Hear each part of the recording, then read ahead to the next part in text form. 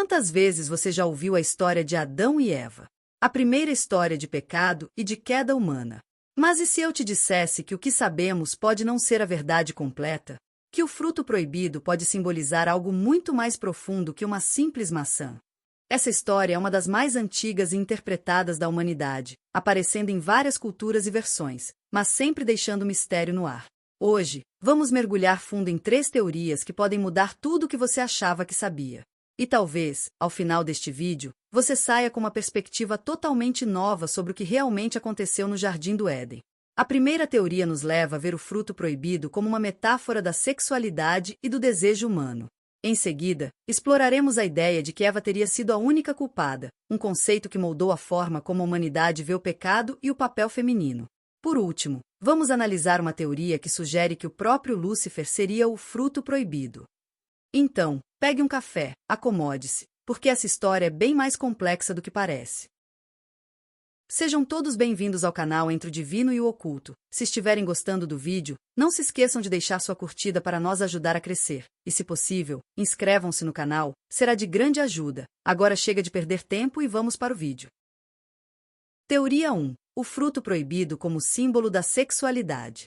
A primeira teoria sugere que o fruto proibido não era uma maçã, mas uma metáfora poderosa para o despertar da sexualidade humana.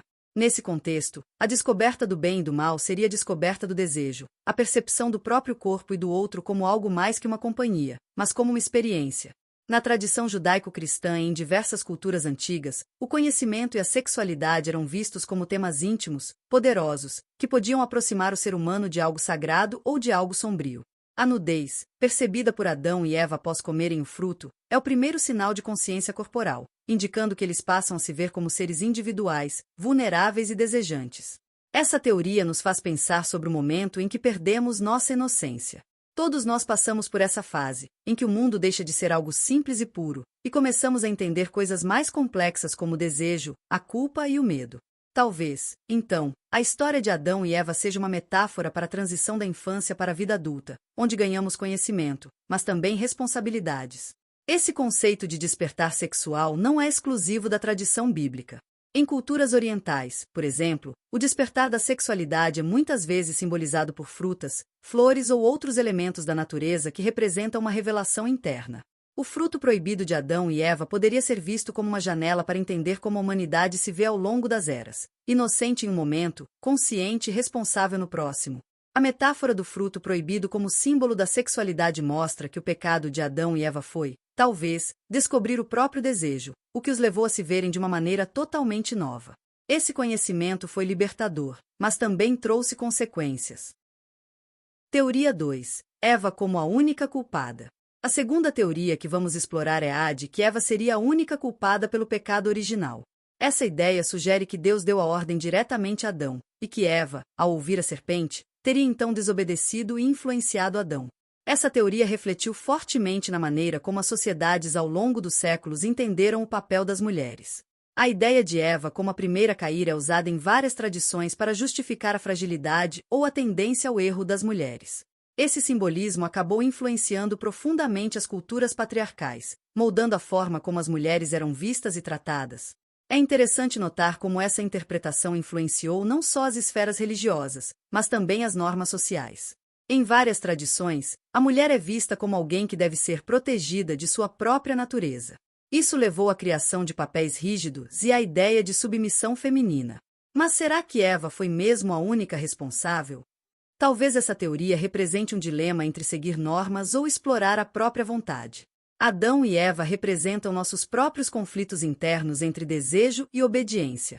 Será que Eva teria feito algo errado ou ela apenas seguiu sua curiosidade? E quanto a Adão, ele realmente foi apenas influenciado ou escolheu experimentar o desconhecido? A ideia de Eva como culpada nos faz questionar conceitos de responsabilidade e influência. Ela carrega sozinha a culpa, ou isso reflete uma construção cultural? A história de Eva nos ensina que a busca por conhecimento e liberdade muitas vezes é vista com desconfiança, especialmente quando associada ao feminino. Teoria 3. O fruto proibido como Lúcifer. Agora, vamos para uma teoria ainda mais intrigante, a de que o fruto proibido era o próprio Lúcifer.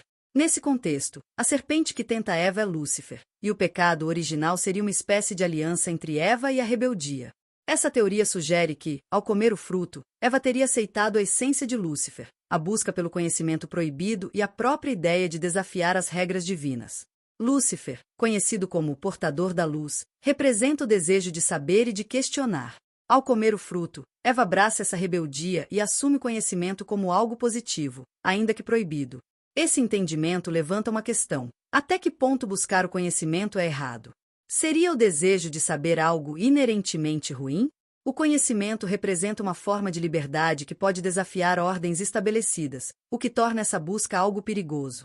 Essa visão de que Lúcifer representa a liberdade, e que Eva o aceita, mostra que a humanidade sempre teve uma relação ambivalente com o saber. Conhecimento é poder, mas também é algo que carrega responsabilidades. Adão e Eva, ao comerem o fruto, representam a humanidade em seu dilema eterno entre a segurança da obediência e o poder do saber. O fruto, como símbolo de Lúcifer, transforma a história de Adão e Eva em uma metáfora para o desejo humano de conhecer, mesmo que isso nos coloque em conflito com o que é permitido. Esse entendimento nos faz questionar o papel do conhecimento em nossas vidas. É uma bênção ou uma maldição? Estamos chegando no fim do vídeo, mas não poderíamos deixar de falar sobre a teoria mais aceita sobre os teólogos. A teoria mais amplamente aceita entre teólogos cristãos sobre Adão e Eva é a de que o pecado original não está centrado em um fruto literal ou em uma figura isolada de Eva, mas sim em um ato de desobediência direta à vontade de Deus. Segundo essa visão, o pecado original representa a decisão de Adão e Eva de escolherem seguir seu próprio entendimento e desejos, ao invés de obedecer ao único mandamento que lhes foi dado: não comer do fruto da árvore do conhecimento do bem e do mal. Gênesis 2, 16, 17. Para a teologia cristã, esse ato de desobediência simboliza uma ruptura na relação harmoniosa entre Deus e a humanidade, introduzindo a ideia do pecado no mundo. O ato de Adão e Eva traz consequências espirituais e morais, que, segundo a doutrina do pecado original, afetam todos os seus descendentes.